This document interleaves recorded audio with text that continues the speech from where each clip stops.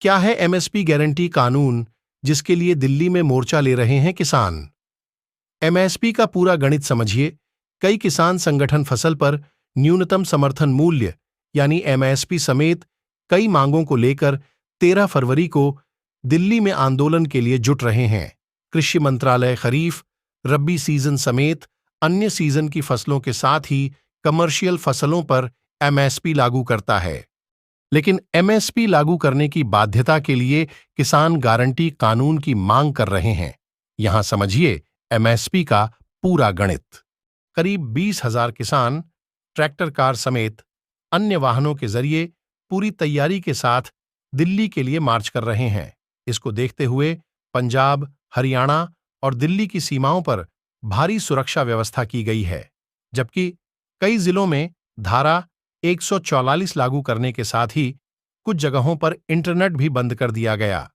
आइए समझते हैं कि किसान आखिर क्यों लंबे समय से एमएसपी गारंटी कानून की मांग कर रहे हैं और इसके लिए समय समय पर लामबंद होते रहे हैं। न्यूनतम समर्थन मूल्य यानी एमएसपी एक तरह से फसल बिक्री के लिए गारंटी कीमत है। एमएसपी के जरिए फसल बुवाई के वक्त यह तय किया जाता है कि कटाई के बाद फसल किस कीमत पर बाजार में बिकेगी। एमएसपी यह पक्का करती है कि किसान को उसकी फसल का दाम तय कीमत से कम नहीं मिलेगा, चाहे बाजार में फसल का भाव गिर गया हो। एमएसपी का उद्देश्य किसान को बाजार में फसल की कीमत के उतार चढ़ाव से नुकसान से बचाया जा सके। एमएसपी गारंटी कानून की मांग क्यों हो रही जब केंद्र सरकार ने करीब 24 फसलों पर एमएसपी लागू कर रखी है, तो फिर किसान एमएसपी गारंटी कानून बनाने की मांग पर क्यों अड़े हैं?